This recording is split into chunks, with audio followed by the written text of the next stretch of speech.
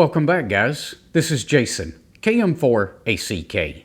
Today, we're going to take a look at my hospital bag.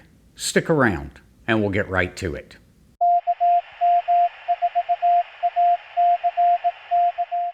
Real quick before we get going today, I've got to give a shout out to these guys.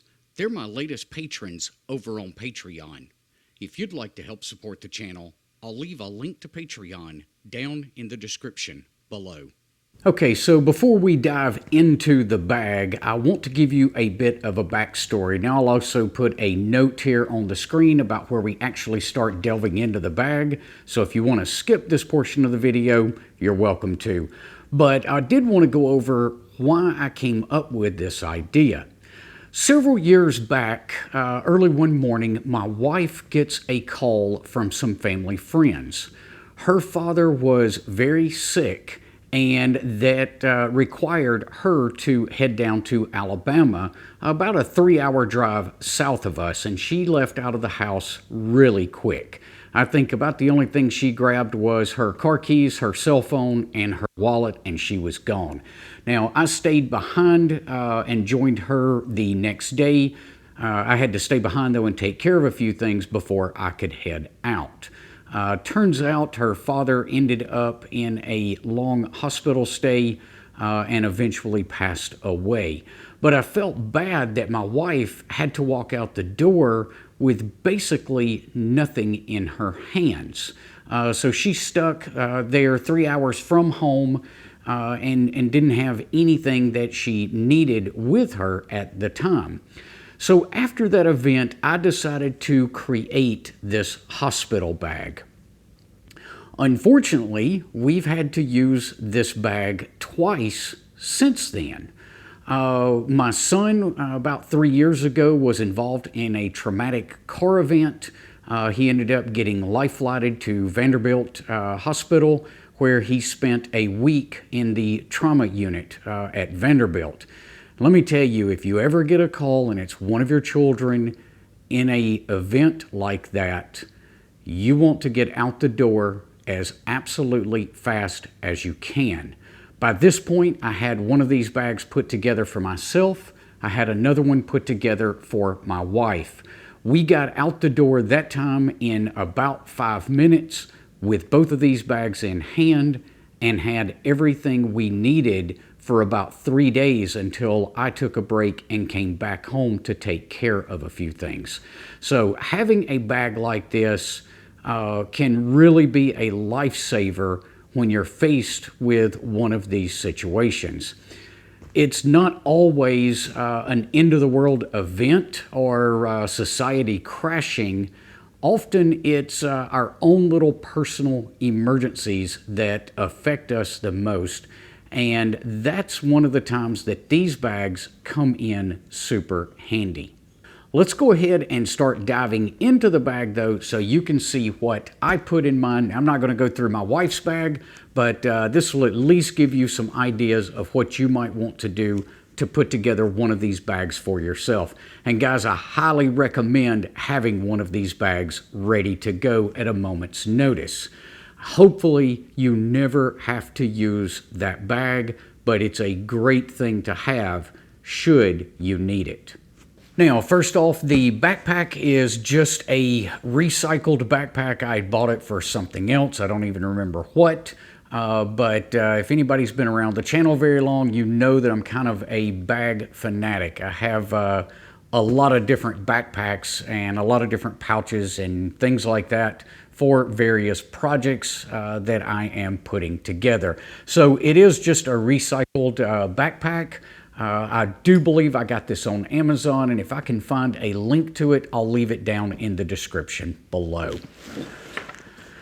Digging into the first compartment here, first off, just a couple of things of mints. Good thing just to have on hand. Now, I always carry a couple of things in my pocket. One of them is my Leatherman Wave. In my other pocket, I carry a small little bitty Swiss Army knife, mainly for the nail file that's on there and the scissors. I also keep a flashlight in that pocket. If I happen to race out the door and grab this bag and not have those other contents that are routinely kept on my nightstand overnight, I like to have backups in this bag for that. So this little Ziploc bag has a very small flashlight and then a little Leatherman micro tool that gives me a pair of scissors, a nail file, and a few other little things. I also keep another Leatherman tool in here. Now, a lot of times the hospitals are going to frown on anything that's got a knife on it. If so, I'll just have to leave this in the car. In recent trips, I haven't had any trouble with them saying anything about my Leatherman that I keep in my pocket. Your mileage may vary with that though. The next thing in here is a cell phone charger. So I keep this so that when we spent the week with my son on the trauma floor, I was able to keep cell phones charged up. So I have one of these in both bags. In addition to that, last thing in this pocket is just a couple of Cliff Bars or some sort of snack that you could have if you needed it. Okay, so moving on to the next pocket in the bag. I've got a little dental kit here, so I like to rinse with hydrogen peroxide instead of any type of mouthwash, so I do keep a small bottle of that in here. Now, once a year, I do go through this bag and replace anything that can go bad. Anything that's perishable in here does get updated once a year. Next thing up is just a little travel toothbrush, toothpaste, and some dental floss. In this bag, I also keep a little cheap disposable razor. If you're going to be stuck at the hospital for a week, you might want to have a shave, guys. I also keep a Sharpie marker. Always good to have Sharpies on hand. I've got another little Ziploc bag here that I just keep some deodorant in. I put it in the bag just to make sure that it can't leak out into the main portion of the bag. Next up, just a little thing of Q-tips that I keep in the bag and a few more dental picks in case they're needed. Now, I also keep a small little first aid kit. Obviously, this is not for the person that's been admitted to the hospital, but it's got some little items in it for those that's there with them. So just real basic little boo-boo type stuff. I've got some chapstick in here. I've got some cough drops, Tums, and then some Advil to take care of a headache if needed. But just little comfort items to get you by for that 24 to 48 hours until you can kind of replenish things from somewhere else. Next up in here is I've got a bag of trail mix that I just vacuum sealed. It's something that'll stay good without any trouble for a year's period of time, and then this just gets replaced once a year when I go through and kind of look at this bag. Last up in this pocket is cash. So I keep $5 in quarters, mainly for vending machines or maybe probably not for parking anymore these days, but it will let you get something from the vending machine if you need to. And then I keep about 50 bucks rolled up in a rubber band, all small bills, so nothing larger than a 5. It's basically just 1s and 5s stuck in here. Again, it's good for vending machines, or if you want to head down to the cafeteria, you've got a little cash on you as well, in case your wallet happened to have been left behind. Moving on to one of the two main compartments in this bag, it's mainly clothes in here. Now I never know, is it going to be spring, summer, or the dead of winter when we have to make one of these emergency runs? So I kind of keep clothes in here that'll cover both sides. I can wear blue jeans in the summertime and not be miserable, and you definitely don't want to keep shorts in here if it's going to be dead of the winter.